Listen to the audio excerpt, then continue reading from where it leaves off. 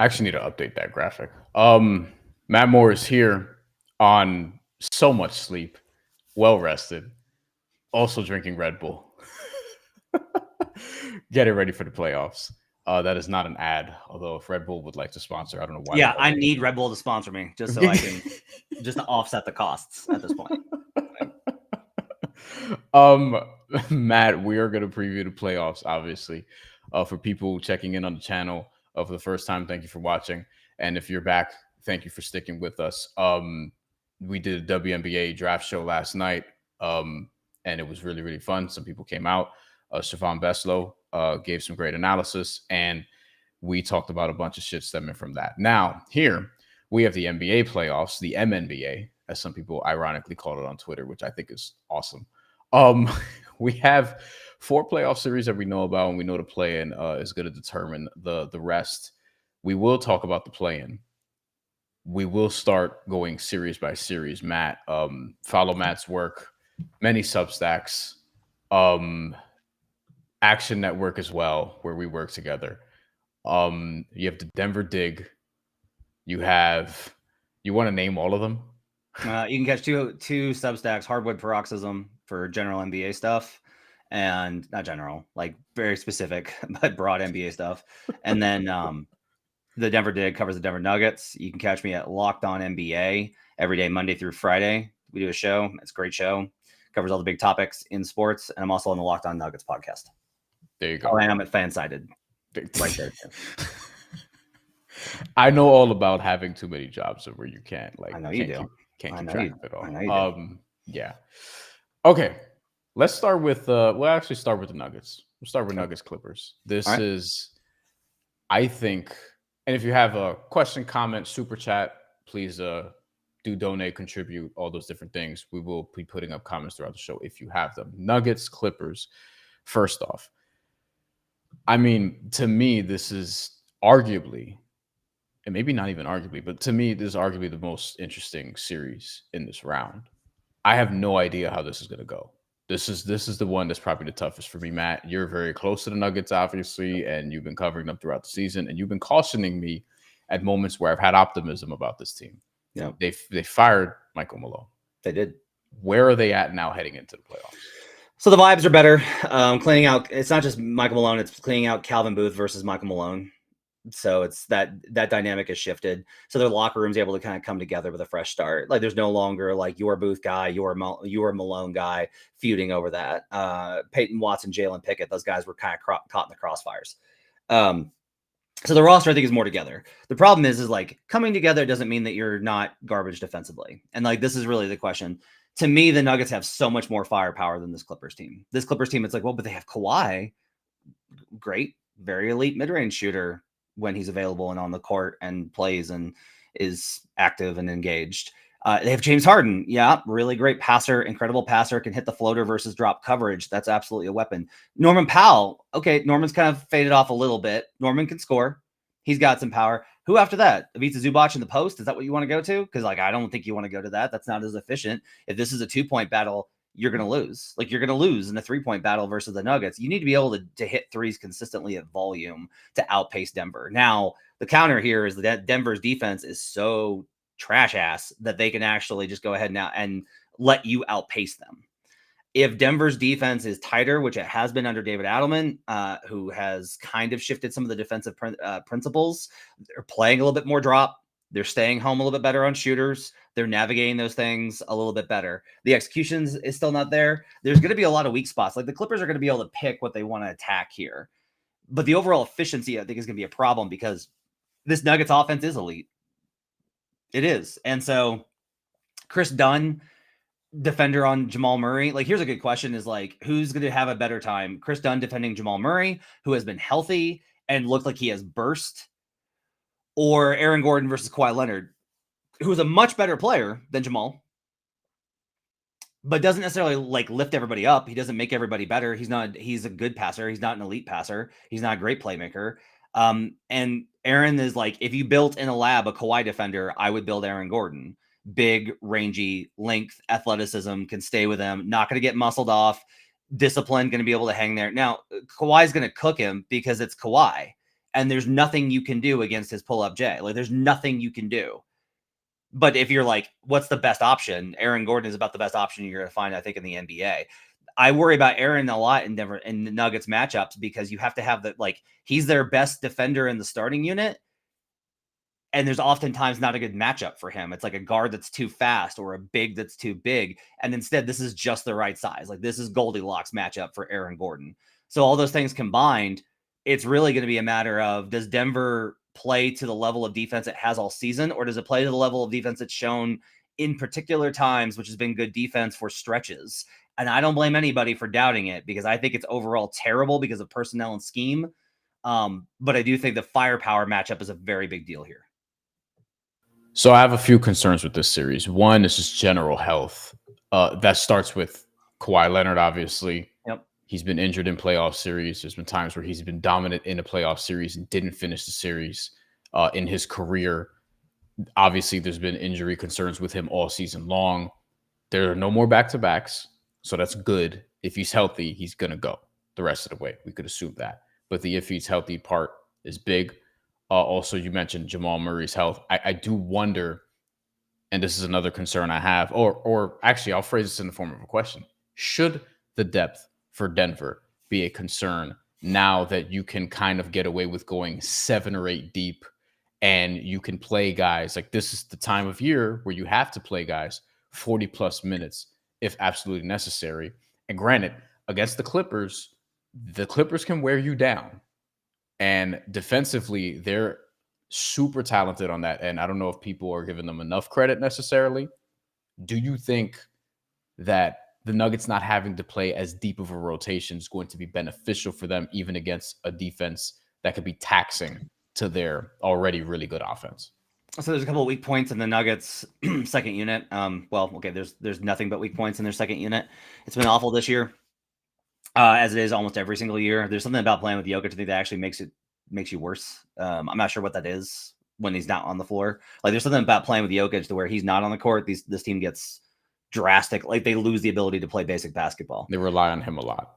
Yes. One of the things you want to get to is you want to get to Aaron Gordon at the 5, and that's hard when you're playing a traditional center who's got size, athleticism, strength, can basically just beat the crap out of Aaron. The Clippers don't have that. They're not playing really a traditional center in their backup 5 minutes. So it's a lot of small ball. Now, the problem is that Kawhi Leonard staggers with that second unit. That's the rotation they've been running, is that he comes out about the 4-minute mark and re-enters at the start of the second. That's disastrous for Denver. Denver against these staggered lineups gets murdered. It's one of the reasons I've advocated over and over and over again for them to do the same with Jokic. Jokic should leave at the 4-minute mark, re-enter at the beginning of the second, play 4 minutes, sit, and then close out the second quarter. Jokic doesn't want to do that. Jokic wants to play all 12 of the first and third, sit for 4 minutes, come back in at the 8-minute mark. The problem is that 4 minutes, you can get absolutely, like, they've lost double-digit leads consistently this season. Not once, not twice, over and over again, because Jokic will do the work and they'll have a double-digit lead. The starters will play great, and then the bench unit comes in and everything gets dicey. When you have Aaron at the 5, it raises it a little bit, but like, there's a lot of, I think, question marks here because they had the addition of Bogdanovich. Like, those second unit lineups for the Clippers are Bogdanovich and Kawhi. So like, Nuggets first quarter, think they're going to lead. Nuggets second quarter, they're going to get the shit kicked out of them. Like, that's going to happen. They're just going to get the crap kicked out of them because of the way that the Clippers build their lineups, unless Denver dramatically adjusts. But if it's Ben Simmons at the 5, Aaron Gordon's fine. And like, that negates some of it. A lot of it is like the Nuggets want to get stops and run with that second unit, and they don't have a lot of action that they can kind of go to. I think the Nuggets can at least play them to where it's only like a -2, -4. And if you do that, you can make up for it with how good the starters are. I don't think you're going to pick Denver to win this series. I'm real close on it. Like, it's borderline. Like, every time, here's my gut instinct when I kind of, I know a certain amount of elements in my head, and if I kind of take if I take a step back and I look at it, I'm just like, the Nuggets have too much firepower. They're going to win the series in late games, like late number of series games. It's just like, do I really believe that this 23rd ranked defense that I've seen get torched for corner threes all season, do I really think that they're going to get enough stops to win a playoff series? If it was the Wolves, no. If it's the Lakers, no. If it's If it's Houston, probably, but maybe, I don't know. Like, Houston's really good. Yeah. But I this think Clippers team, here's a good question is, Mhm. the Clippers with Kawhi are elite. That's what the numbers say, is that when he's on the court, they are not just like a good team, like they are elite. Their offense is 7 points better with him on the court. It's 117 offensive rating versus 110. They're plus 13 net, which is better than Jokic's on-court net with Kawhi. The question is like, all right, we have 2 months of sample here with Kawhi against a mostly not great strength of schedule. Do you believe it? Like, do you believe in that more than you believe in kind of the overall profile of the Nuggets? Because the overall profile of the Nuggets is like they're better, but it's that Kawhi sample. And that's what I think gets really tough. I don't blame anybody for taking Clippers. I'll take Nuggets in 7. I think this is a coin flip. I think this is a coin flip also. I want to lean Nuggets in 7 also because of everything you laid out. Plus, I feel like I have a higher floor with Jokic, which sounds very obvious. But the top end of the Clippers roster, it's still a lot for me to be like, I'm going to trust Kawhi's health. And although he's been better than expected this year, James Harden's playoff history versus the best player in the NBA who just had a season that people are still talking themselves into voting for him for MVP. I'm not saying that's right or wrong, but it gives you an idea of how consistent Jokic has been for the past few and perhaps several years at this point. And if Jamal Murray is healthy, which we're going into this series with the mindset that he is, I just like Denver more, especially because they don't have to go too deep into their bench. Now, beyond round 1 is where I struggle with them. I struggle with them in this series too, to be clear. But once we get past this, and we're talking about the next round where it's Oklahoma City more than likely, then that's a little different, maybe a lot different. A big question mark here, honestly, is Nick Batum's health. He's got a groin injury, and Sneaky important to them. Yes, if he comes back, I'm gonna start leaning towards Clippers. Like I think I'm just gonna tilt that way. So that to me is like where we're gonna get to is if because they can play Nick at 5, and now you have a stretch 5 that can, and honestly, he can disrupt Jokic in a lot of those minutes if Zoo's off the floor. If Zoo gets in foul trouble, Nick does as good a job as anybody of fronting. So Nick Batum injury is a big one to watch, I think, in the series, and could genuinely be the decider between the Nuggets advancing or the Clippers advancing. If you're watching, let us know what you think about Nuggets Clippers, and let us know what you think about this next series we're about to talk about. We're going to keep it in the Western Conference, the 3-6 matchup, Lakers Wolves. I am very excited for this one just because of not just the star power in this, but I think this could tilt it can tilt in 2 very different directions. Yeah. Like there's a world where with the Lakers, like the creativity is just too much. The late game execution is just on point. It's not just LeBron and Luka, but it's also Austin Reeves. And you have maybe Gabe Vincent and Dorian Finney-Smith hitting enough 3-point shots, just holding the defense enough together. Also Rui Hachimura. And then there's another world where the Timberwolves almost kind of grind them down and make it very difficult to get some of these shots off. I do have questions about who guards who from a Minnesota perspective as it relates to the Lakers. And then you have like just this world where, all right, what the Rudy Gobert piece, what does that look like? Is Anthony Edwards going to have to go off in this series, or is it better if he does not? Like there's just a lot of questions I have with this series. So what's your approach as it pertains to Lakers Wolves, and what are the things that you're keying in on the most? Minnesota 10-15 versus top 10 offenses. That feels relevant that they haven't. Now, their numbers are good in those games. They have the 5th best offense, 13th best defense in those games versus top 10 offenses. Now, but think about that slide for Minnesota from a top 5 defense to 13th against those top 10 offenses. That's huge because, and my starting, I am working through to make sure, doing my deep dive work today on it. What I will say is, my first initial thing was I don't see fundamentally how this matchup is different than Mavericks Wolves last year. A lot of people have mentioned like, hey, you don't have the lob threat of Gafford and Lively. Jackson Hayes, I think, is good at those, but you're right. That's true. What I do think is that you have more reliable 3-point corner shooters in Rui Hachimura and Dorian Finney-Smith. And you do have a secondary playmaker in LeBron James, who is going to be at an advantage in most times. I'm going to be very curious to see if they put LeBron on Randall, and if they're just like, hey, you're going to have to play like the physical. I know you're 40, but you're going to have to deal with this like absolute just bull of a player who's so strong and physical. Or if LeBron's like, no, thanks. I'm not taking Randall. I'm taking Jaden McDaniels. And if that's the case, Jaden's going to get a lot of cuts and slips and corner threes because LeBron falls asleep helping up in those situations. I don't know why, but he cannot help himself drifting up in those corner situations where he should just be staying home. He still wants the Steals to go coast to coast and dunk. That's what it is. Right. And so like a good question also is, all right, if they put 2 on ball with Ant, if they play hedge with his primary defender, Dorian Finney-Smith and Jackson Hayes, and they play at the level to try and blitz Ant, who Ant's seen a lot of that coverage and he's gotten really good at passing out of it. That's a spot where like LeBron having to play that weak side zone versus the dunker spot in the corner is about as good as you're going to get. Like they have such, and not just LeBron, Dorian Finney-Smith and Rui, that trio of forwards is as good as you're going to find with that weak side zone if you put 2 on ball. So to me, that winds up being like a very interesting question of like their ability to neutralize, I think, the Wolves offense versus a defense that I still think we're figuring out. There was a stretch there where the Lakers defense looked amazing, and there's a stretch there where the Lakers defense looked horrible. If Rudy Gobert could hit a hook shot, I'd feel differently about this series, but he can't. Like a lot of this is just comes down to like, do you think Julius Randle is going to be able to average 18 to 24 points in this series? And if you don't, based off of his long history of suffering in the playoffs, I don't. Then you got to go Lakers here because they don't have anybody for Luka. Anybody. Like we singled this out last year.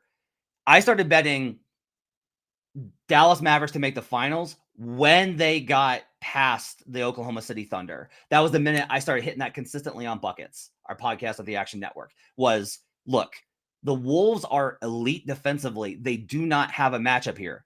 Jaden McDaniels and Nickeil Alexander-Walker and Anthony Edwards are too small. So Luka's able to back you down in ISO, get to that mid-post area where he can hit the one-legged fadeaways and the up and unders and then all these kind of counter moves. They don't have an option for it. There's no counter. Even if they do good in the pick and roll, which I don't think they will, if they keep Rudy out of the switches, if they manage to execute at level effectively with Rudy, even if they do that, Luka's going to adjust by just ISOing. And there's no real counter for that. So to me, this is the best unit on the floor is the Wolves defense. It is, but not in this matchup. In this matchup, the best unit's going to be the Lakers offense. And then it's probably going to be the Wolves offense. And then it's going to be the Lakers defense. And then it's going to be the Wolves defense. And when the Wolves strength is made into the worst weakness in this matchup, I got no choice but to go towards the Lakers. We have a question here from Jokic's prime is being wasted. Thank you for the comment. How important is Dante DiVincenzo, who hasn't been awesome against the Lakers this year? Is he a swing piece for you in this series at all? Yeah, so a lot of this is what the Lakers give up is above the break threes. That's actually what they give up more of. They're very good at closing out to the corners because of that weak side zone stuff that I talked about. The best above the break shooter on the Minnesota Timberwolves is Dante DiVincenzo. He's been terrific in that area. So you've got kind of this opportunity for them to be able to hit a lot of those kind of threes. I actually bet Dante to lead the series in 3-pointers made because I think that he's going to have a huge part of the series. Now, if he's able to hit in those second unit matchups, I think you've got a real opportunity here. But one of the problems is like Dante is not a switch hunter. That's not what he does. Conley's not a switch hunter. It's not what he does. Ant can, but they're not going to give it to him. Right? You need guys that are going to be like, I'm going to force Austin Reeves and Luka Doncic into this action. I'm going to put them in these pick and roll actions and I'm going to punish them for it. They don't have a lot of those guys. Ant's the only one and they'll just blitz him. So they're not going to have an opportunity to do that. So to me, I wind up on the other side of this where it's like, I think Dante's going to have a really great offensive series. And I think he'll have a lot of opportunities because of the amount of attention they'll have to generate towards Ant and the size on the interior. But I do think that like Dante's going to have a good series relative to other guys, but it's more about the other guys are going to struggle. I do think Dante's going to be a big factor in the series, though. We have a follow-up Same commenter. Thank you. I hope you're not actually Calvin Booth. That'd be funny. We have what if what if they let Luka have his and put McDaniels on Reeves and rotate fresh defenders on Reeves to wear him out, like Neil Alexander Walker and Jalen Clark. That is an interesting strategy because, as you just touched on, and we hit this last year, McDaniels was going to be the guy who guards Luka, and we were like, he's too small. He's not going to do it. So does Minnesota just decide to take the L on that and is like, all right, you can bother Reeves instead. Luka can do what he wants to do, and then from there you have these other matchups that you can sort of sort through and maybe manage better. It's a great strategy. Coaches never go for it. Even Finch, who I think is excellent. If you ask me to build a strategy for against Luka Doncic, and look, Chris Finch knows about it 7 million times more about basketball than I do, but just based off of the work that I've done studying this stuff, my genuine strategy would be in the first half of these games for 2.5 quarters, you play drop coverage and you go, if you want that mid-range pull-up, you got it, buddy. Go for it. We're not switching. We are not switching. We're coming over the top. You can isolate. You can score on your own. We're staying home on everybody. You're not getting lobs. And you're not getting corner 3-point shots. You're not getting them to shooters. You could take them all you want. If you want to score 50 in the first half, go for it. After 2.5 quarters, you blitz him. You blitz him over and over and over again. You send hard doubles at him in isolation and force him to make those passes to shooters who have not touched the ball for 36 minutes. That's the objective there, is you take everybody else out of rhythm by telling Luka you can have one of the best playoff games of your career, then you blitz him. But Chris Finch won't go for it. They won't do it. They're going to put their best defender on Luka Doncic, and he's going to get cooked. And that is what they will do, because you never want to get so far away from your game plan that your team thinks that you don't have confidence in them. Once that confidence starts to erode, everything falls sideways. So that's the reason they won't do it. I don't see myself picking against the Lakers in this series. One of the things that I'm really thinking about as it pertains to this particular series is Rudy Gobert, who I think is going to be one of the most watched players in the series for obvious reasons. We've been doing this for years.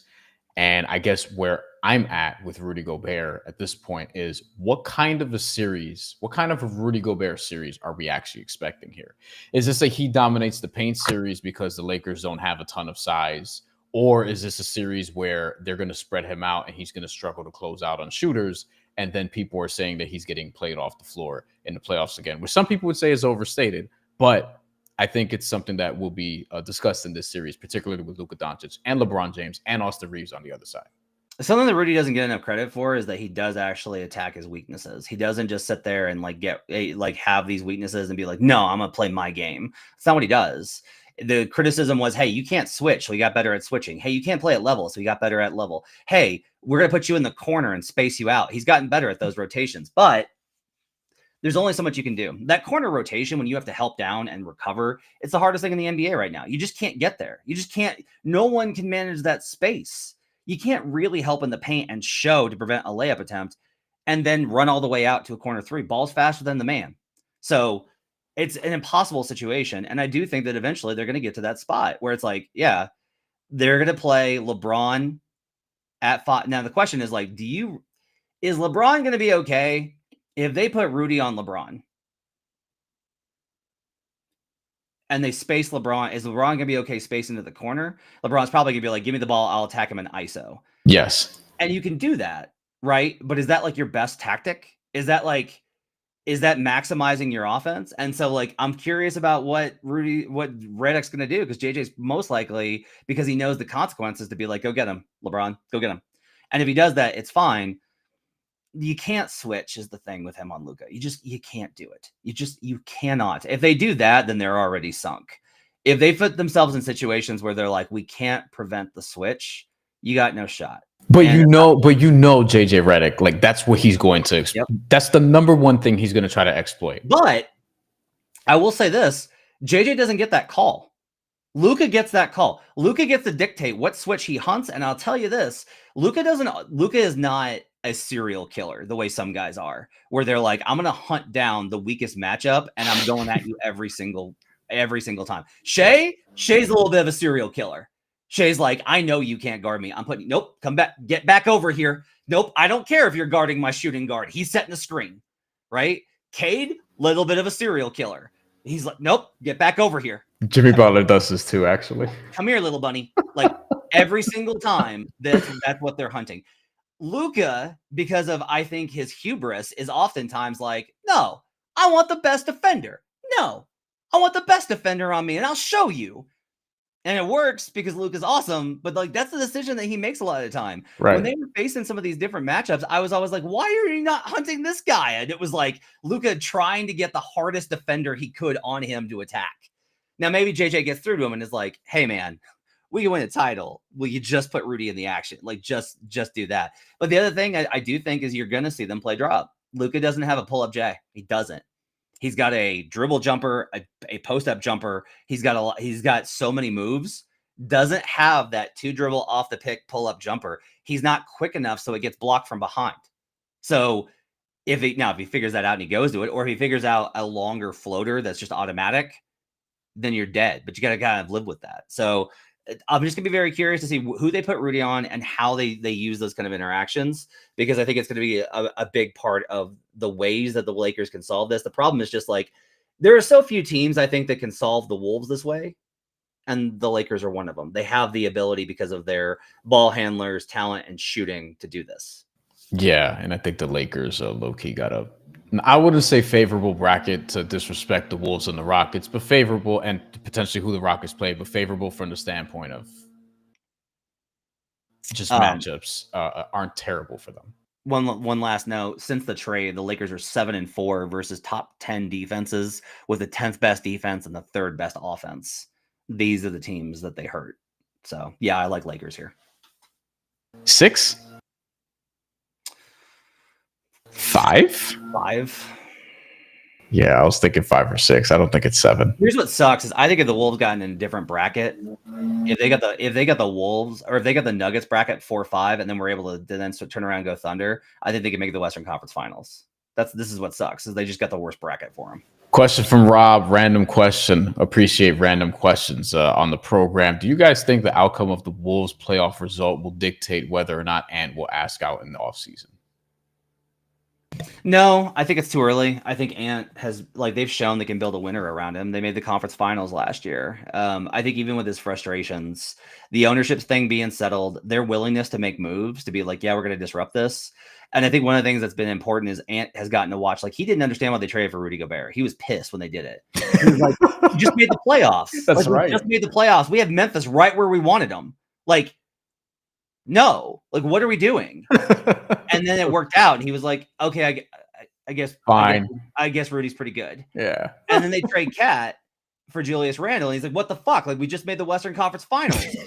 And now they're back in the playoffs and pretty dangerous. And he's like, oh, okay. All right. So I don't think he asks out if they lose in 5 or 6. But I mean, I do think there are more questions because this is coming off the euphoria of last year. I mean, look, I think we're headed there. He's going to be gone eventually. That's just how it works in the NBA. I hate it, but and in Minnesota. Happen, but I don't think it happens this summer.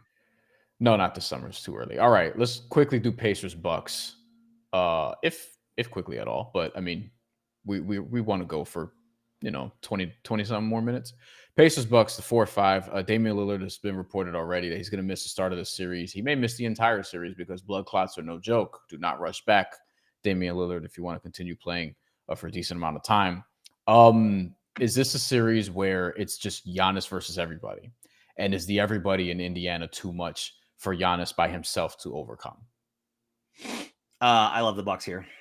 I kind of do too. I love the Bucks in the series. So a lot of this is everyone is kind of still basing it. This is what's funny is there's such a hangover from the playoff games where people are like, yeah, Bucks team couldn't defend last year, didn't have it, bad momentum, awful start to this season, Doc Rivers, Pacers been red hot over the last 4 months, and they have been. They're a very good team. I wouldn't be surprised if the Pacers won the series, but the key I think here is that the Bucks have figured out something without Dame. If we get to Friday and it's like Damian Lillard has been upgraded to questionable for game 1 versus the Pacers, I'm out. Bailing, going Indiana. And it's not that Dame's a negative. He's not. Like, the numbers don't back up that idea. It's not that they get killed in his minutes defensively. The numbers do not back that up. The evidence we have do not back that up. You're giving the Pacers a much different version of the team, which is it's closer to last year of it being like offensive, defensively, offensively balanced. This Bucks team is this is a throwback to 2019. Giannis, 4 shooters, 1 big, a big that can shoot. And those guys on the floor get it. They have athletes. I have never been a Gary Trent Jr. guy. He's been terrific this year, I think, for them. He has been really good, especially a lot better defensively than I think that I expected him to be last season. He's been very good, I think, defensively. Kevin Porter Jr. should not be in the NBA. He should not be on a roster. Right. He is, and he's been really good for the Bucks. He's been good on both ends of the floor. He's been the scorer shooter that they've needed, and he's been really good defensively, which has annoyed me to no end. He has been genuinely a positive defensively.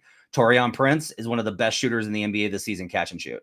Brook Lopez is still Brook Lopez. Bobby Portis finally looks like he's gotten some legs under him. That suspension, I think, was actually really good for him to get his legs back. He's been very good for them. Ryan Rollins, good. AJ Green, good. They have a deep roster of guys that fit around Giannis. And even in the non-Giannis minutes, they're going to be able to create some opportunities here. The Pacers, this is the biggest thing. You have an elite defense going against a pretty good defense in the Pacers. But the elite offense only generates 2s, which the Bucks are well built to do. Like, they're going to give up a bunch of mid-range shots and the Pacers are going to hit them.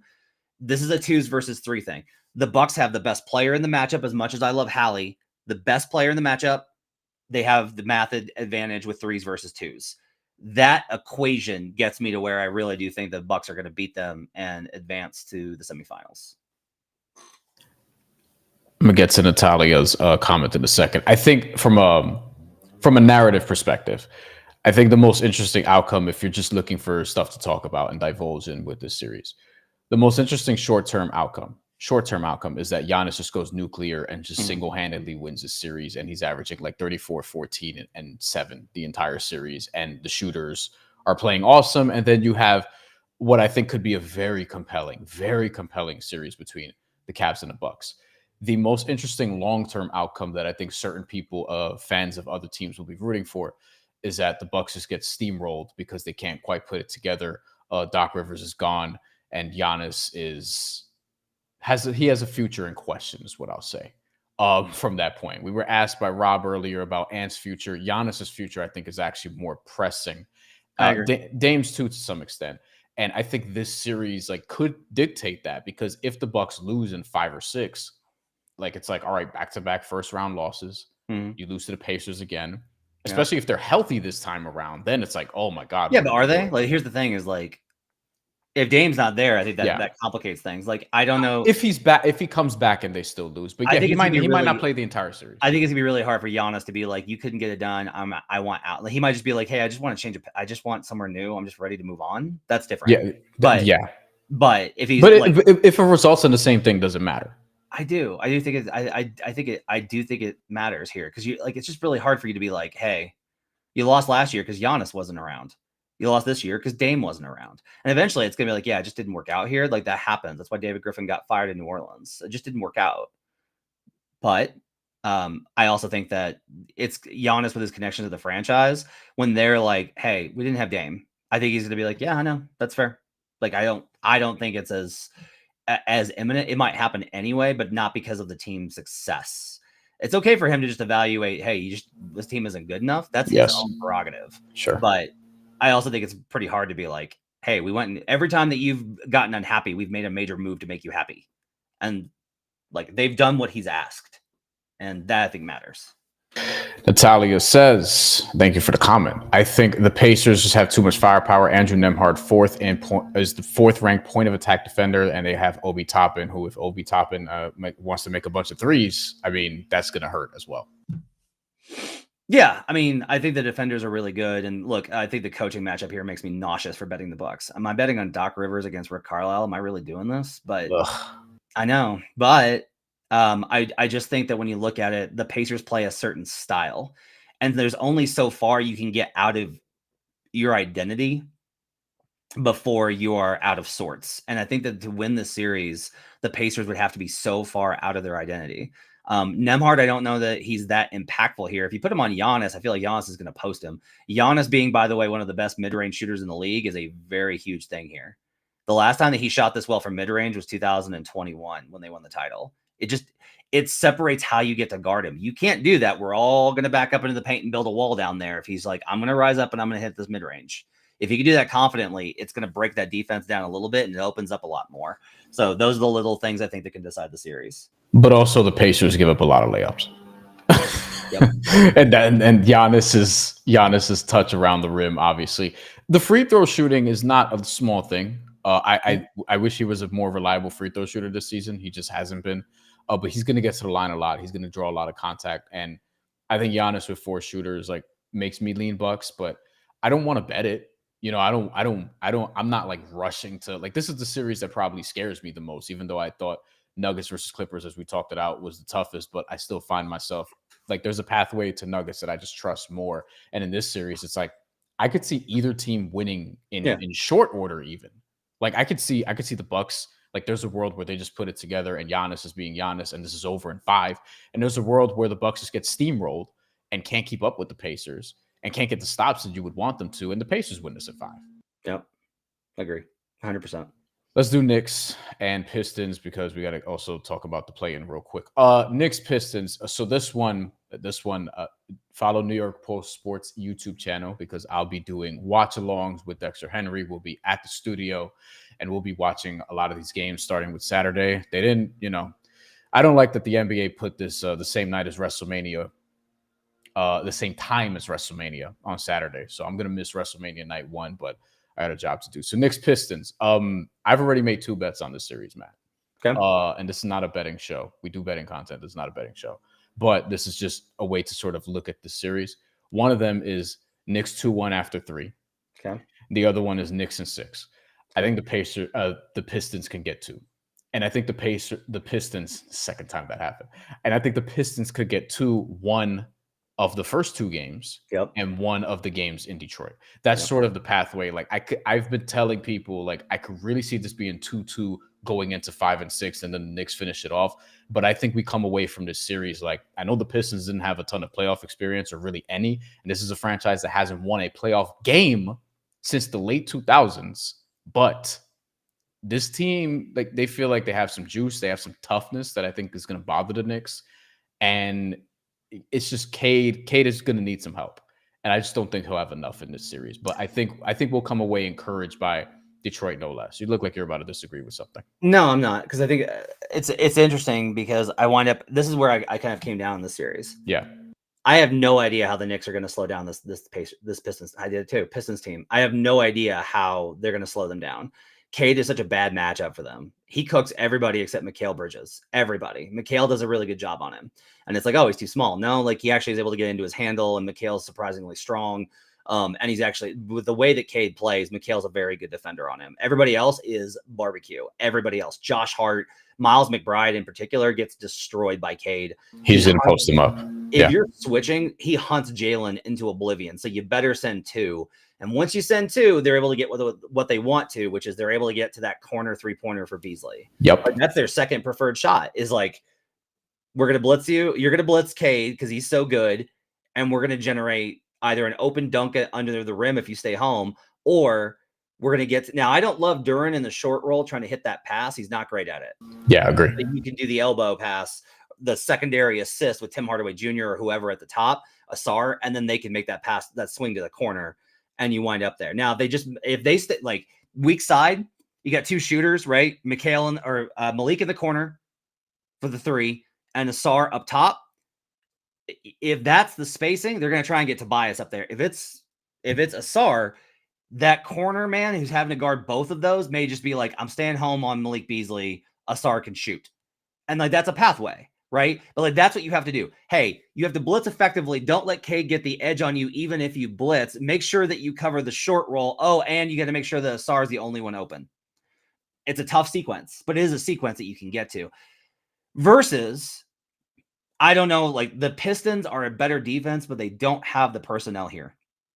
Jalen and Isaiah Stewart, unless they completely change how they guard things, are going to drop versus Cat, because when they've played up on him, he drives past them for and ones. Cat's good enough with the dribble with space for him to beat them off of the dribble and has the physicality. It's like Brandon Anderson's entire argument is like Cat's basically weak and going to get bullied by Isaiah Stewart and Jalen Duren. Those guys are still young, and Cat is a much tougher, much older, much stronger player than he used to be. And so he drives consistently for those AM1s. So what they do then is they're like, all right, don't give him that step, play back a step so you can absorb the contact. And then he's shooting threes.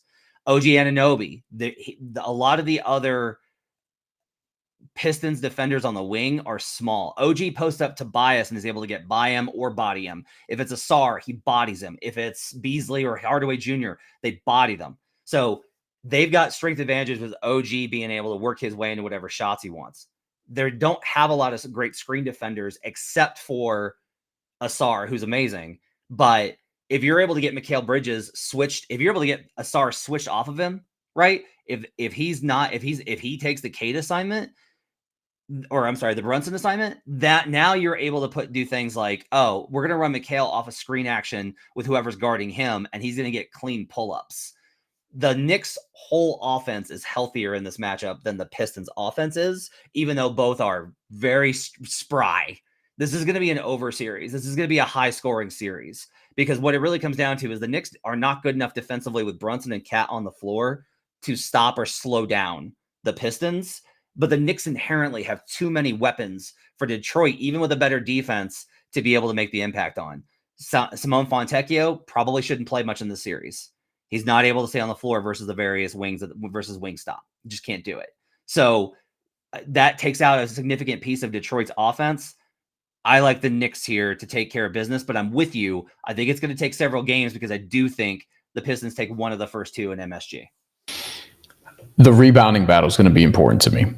Neither team is top tier at rebounding, but what Detroit is really good at, and what the Knicks are good at as well, is keeping other teams off the glass. Yep. For 100 possessions, Detroit allows the fourth fewest rebounds, and the Knicks allow the eighth fewest. The Knicks were actually much better in that regard until the last couple of weeks of the season. They were, I think, in the top 3 at one point in fewest rebounds allowed per 100 possessions. And that's going to be important, because those second chance opportunities are going to matter, especially if the Knicks offense, or really if either offense just doesn't have it going any particular night. The Knicks did have, and this is something that the Pistons, I wonder if they watch closely, but toward the end of the season, Tuesday, where the Knicks played the Celtics, so this is a week ago, and they out-rebounded the Celtics by, I don't remember if it was 14, 15, something along those lines, and the Celtics started off the game 6 of 24 from 3. And then they made something like 15 of their last 25 threes, and they just mathed it up, and that was it. They still won the game in overtime despite giving up all those rebounds. And the Celtics aren't like an elite, they weren't an elite rebounding team that night. They're actually really good per 100 possessions, but you get the point. And with Detroit, I wonder if, one, they're not going to shoot the same way, but are they going to look at certain blueprints? Because one of the things that's really killed the Knicks all season is just overhelping. And this is why they give up open threes. And this is why teams are really good at shooting threes against them, is because Cat gets caught on an island. And then whoever has and this is why Jalen Duren, his passing is going to be important, but whoever the big is, whoever is in the situation where you have Cat in front of you, you have to hit that corner shooter, because the Knicks are going to send help even in areas they don't need to, because when Cat's on an island, they just don't trust them. So OG Anunoby is going to overhelp. Mikal Bridges is going to overhelp, one or the other. And then someone's always going to be open. The Bulls are really good at hitting this against the Knicks. The Thunder were doing it repeatedly, where they would hit like a Kobe White in the Chicago game. Oklahoma City, it could be any number of people, Isaiah Joe, whomever. And in this is where Malik Beasley, you talk about overs, he's going to be a guy that, threes leader, points, threes in general. We're talking he could have multiple games of 6, 7, 8 threes, because of the way the Knicks play defense, and because they always seem like there's a stretch. There's always a big time 4 or 5 minute stretch where they're just constantly out of position. Tom Thibodeau gets pissed off. He calls a timeout, and it's just going to happen in this series. So much of this is such a fun, an interesting psychological part of the NBA. Great defenses get bad once they don't have trust in one another. And that's the real key here. Is the Nuggets fall into this circumstance too, and they're not an elite defense, or they weren't an elite defense last year, but they were better. They were pretty good. They were top 10 last year in defense. And one of the problems is just when you don't trust your guys, you're constantly I gotta go help. And it's natural. You want to help. He's your brother. He's your teammate. You want to help him. Right. You can't do it, man. What you can't do is you can't surrender, and a more efficient shot trying to shut down a bad matchup or try and prevent your teammate from being embarrassed or scored on. You can't. You've got to stay home. I'm hopeful that the Knicks will make the right decisions there and just be like, you're going to have to live with some stuff here. You're just going to have to live with it. You cannot constantly be saving Cat and Brunson in these situations because you're going to wind up giving much more efficient shots, and that's how the Pistons can stay in this. In 30 seconds or less, what does a Pistons win, a Pistons upset in this series look like? Because they're kind of a trendy upset pick for a bunch of people from what I'm seeing. Jalen Duren becomes a big name that everyone's talking about how great of a game Jalen Duren has because they're having to front so much to stop Cade from getting into the paint that Duren's dunking and passing and having really solid games. I think it looks a lot like Asar Thompson having a really quality game, making steals, transition plays, stuff like that, forcing turnovers, mistakes by the Knicks that wind up making them look small and outsized. That to me is like the kind of the formula. The Pistons do need to play a very physical style.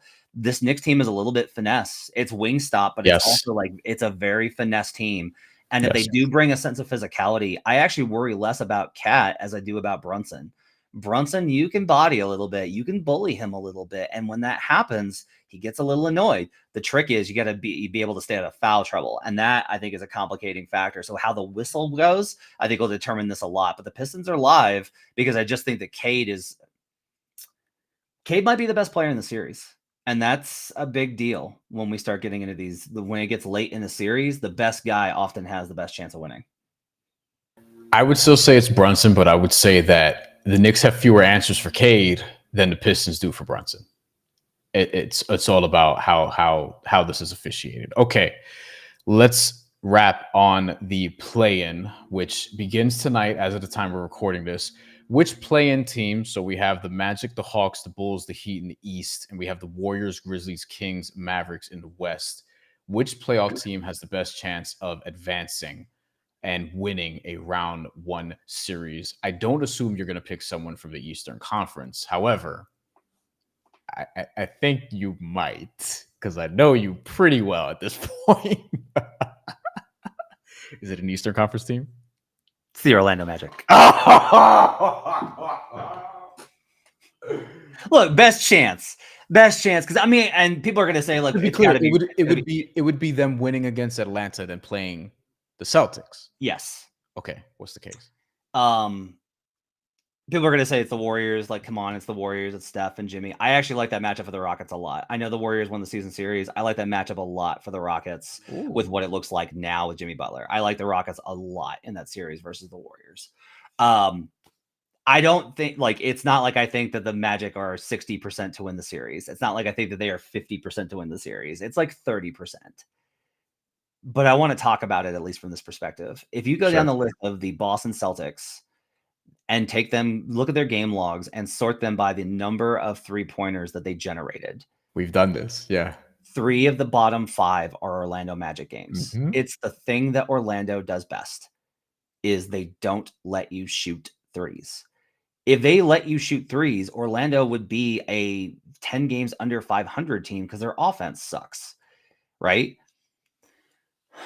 The offense is the problem, and Boston's defense it's simultaneously, it's this thing where I go like, well, actually, if you kind of dive in and take it, like deconstruct it, it's not really elite. It's very good. It's just not like elite. And the problem with there is like, yeah, but altogether is it? And it's like, yeah, it's a top 5 defense. And so I wind up like being kind of screwed there. Orlando's offense is the problem. They don't have shooters. Seems like an issue. Right. But there have been games with Franz and Paolo where all of a sudden you look up and it's like, oh, they actually like looked like a real offense tonight. That's what they did early in the season. I wish to God Suggs was back. It would change a lot of how I agree, because then I could really get on board with this. Yeah, without Suggs, it's been tough. But I do think that, like, look, big forward, switchability, deep and versatile. The Magic, I think, have a lot more guys. Like, here's a good question: is like, do you want Luke Cornett or do you want Goga Batazde? Because I think that most Celtics fans are going to be like, you want Luke Cornett. He's the second most best pick and roll finisher. Look at his net ratings. Look at how good all these guys are. And I'm like, I like Goga, man. Goga's been one of the most impactful guys consistently, and he's able to really win his minutes. The Magic have like a lot of options they can go to. All right, hey, Anthony Black doesn't have it in this series. Let's try Caleb Houston. Okay, Caleb Houston doesn't have it. Let's try Tristan Da Silva. They can go to different options that they can just extend the game. They're going to get blown out in game one. That's going to happen. Like, I think they're going to, I mean, typically the 7 seed actually hangs in those games, but I think they probably get blown out in game one. But to me, this is just about, look, the Celtics have leaned so far in on the bit this series where it's I can't stress it enough. They were a balanced team that used math on top of all of their strengths last year to beat you. This year, it's math. That's it. We take threes. You don't take threes. We make threes. You don't make threes. That's how we win. And it's like, well, what does Jason Tatum do? Jason Tatum is one of the best guys at leveraging the way the defense needs to be leveraged to do it. But if Tatum was putting up 30 a night and you didn't have the math advantage they do on both ends, the Celtics are a lot closer to not middle of the pack, but just like a normally good team. What makes them elite is 3-point shooting. And Orlando has an ability, not just in general, but specifically against Boston, to defend those. This goes back 2 years when even before the Magic were good, I was looking at these games being like, wow, Orlando beat Boston or hung with Boston. They have something here. The most likely outcome is the Celtics win that series in a sweep because they're much better than Orlando, and Orlando doesn't have shooting. Yeah. But I like the way that series looks, and I think it will be tougher for the Celtics than the perception is. So I wanted to at least talk about it, even if it is not technically the most likely with the Warriors. I'd feel a lot better about it if the Magic were healthy. I do think if this happens in 2026, I feel like it's much more interesting because it might be a year early. Yeah, because Orlando's still early in their development and they haven't made like the move.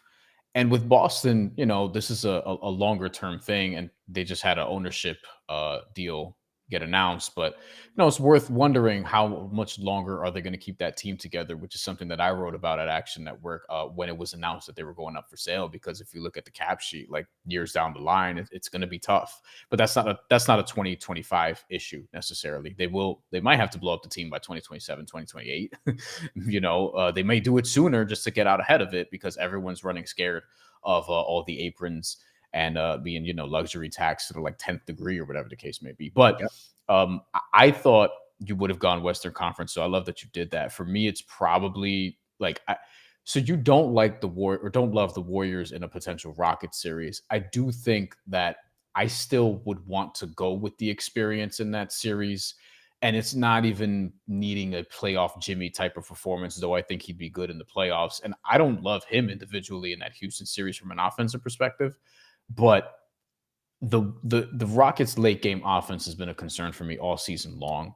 Whereas I can figure out what the process for Golden State's going to be. And if it's 84-84, because it will be 84-84 in the fourth quarter, with like 4 minutes to go, like I'm just going to trust Golden State's process more often. The issue that I have though with them, and this is why if Golden State even beats Memphis, is going to be tough for me. Like the way they can guard Stephen Curry is problematic in how I feel about Golden State potentially. So this may have to become a Jimmy Butler series, or at least a Jimmy Butler fourth quarter series for Golden State to win it. And Houston has answers for him too. So this is one of the more fascinating series, if we do get it, that could play out for me. Look, I think every year you got to kind of have teams you don't believe in. And I don't believe in Golden State. And I could be wrong. I'm not like so confident in it that I'm like, no. There's something about it. I don't watch them and be like, God, this team's elite. I don't. There's nights when Curry's hot and I'm like, God, Curry's elite. And there's nights when the defense is rolling and it's like, yeah, okay, this was a really great performance versus whatever flawed team that they played that night. I don't trust the overall kind of profile of them. I think it's like, all right, if you go small, you've got weaknesses in terms of physicality on the interior. If you go big, you've got problems on the perimeter with the kind of shot creation you can generate. The Rockets, I get it. A lot of this is like, look, the Rockets have beaten good teams. And at some point we need to respect that a little bit. Mm-hmm. It's like, if you're asking me like, well, how? And I'm like, I don't know. I don't have a good answer for you. If you just want to be like, if on you the just sidelines, Ime Udoka, I think is one reason. And then also like, they are a deep, super like hyper athletic team. If you want to be like, hey, 84, 84. If it's 90, 90, if it's, I think it might be 84, 84 late fourth quarter. But if it's like 96, 96, right, with 2:20 to go, I'll take Steph and Jimmy over Jalen Green and Alperen Şengün. I can't blame you for that. What I do think, though, is I think this Warriors team, if you look back at this winning streak that they've been on with Jimmy, it hasn't been, there's been Steph games, but there's been like games where Draymond Green led them in scoring. There's been games when Quentin Post led them in scoring. There was a 2-game stretch where Brandon Pajemski scored 58 points. Now, if that's Brandon Pajemski, okay. Don't think so. The war, no, but that, I think he can do it. I like Brandon. I like Pods. So like, if Brandon Pajemski has a good series, guess what? This is like Warriors in 5. They'll just have more firepower. But man, the Rockets have an identity that they know. Like, they know who they are. I do not get the feeling that the Warriors know who they are. It's like, we know who our stars are. And then like the rest of the guys will kind of figure it out. Jonathan Kuminga not playing in the biggest game of the season on Sunday is proof of that. That's a major, major addition. That is a major component of their team that they have just did not play on Sunday. I don't know what to expect here, but I will say that I still lean towards the Rockets. Yeah, Şengün being guarded by Draymond is interesting. I think Şengün is gonna have some games in that series if they do play against each other. But I think the fact that he's a distributor also helps. And then as far as the rest of the play-in, I mean, with all due respect to the Mavs, Kings, Bulls, Heat, I guess the Hawks too, and Memphis, I just don't see it. If Mavs had Kyrie, I'd be in on them. I think that I agree. I think they would do bad things to the Thunder and make them way more stressed out. I just don't know, like, who's your guard? Who's gonna initiate offense? How are you not gonna turn the ball over 50 times? Spencer Dinwiddie. And so and Kings, I'm just, I just can't. They lost it. I just can't. It's like, are you telling me that the Chicago, not even better, like the Chicago Bulls from not 3 years ago, but 2 years ago, that team is going to beat the Thunder in a 7-game series? No, come on. So I'm out on Kings. Mavericks, I'm still going to be kind of like, let's see what they do. Yeah. I'm a little. Anthony Davis is still there. I like that the AD versus the Thunder lineup. I agree. Sequence, but we'll see. Kind of, I'm like, let's see. Yeah. And then, and then the Hawks or Heat Bulls. No, just no. Cleveland's going to run roughshod over those teams. I don't. Yeah. Although I could see, like, how sometimes we get the shock. Not sometimes. Every year we get like a shocking game 1. Yeah. Like I could see the Bulls. Cleveland feels like the one that's most likely to be like, what? That feels very much like the one. And then they sweep 2 through 5, but like the Bulls would get, everyone panics. I'll be very tempted if the Bulls beat the Heat to take Bulls spread and maybe sprinkle some money line against the Cavs in game 1. The Heat less so, but I mean, they're the Heat. So who the hell knows? They're just not the same Heat with Tyler Hero leading the way. Bam might do all right in the Cavs series, but that's another story for another day. Okay, that is Matt Moore. Thank y'all for watching. We will be back with more playoff coverage, and I may put out something boxing related this week before the week is over. A lot to do. Follow me on social. Follow Matt on social and his many Substacks and his many jobs. And I will be very much covering a lot of Knicks Pistons. So you can check me out on New York Post sports channels as well, where we'll be doing watch-alongs for every game. I will be at most of them, including game 1 Saturday. If you leave a comment later, I will get to it. And again, thank you for the support. We will talk again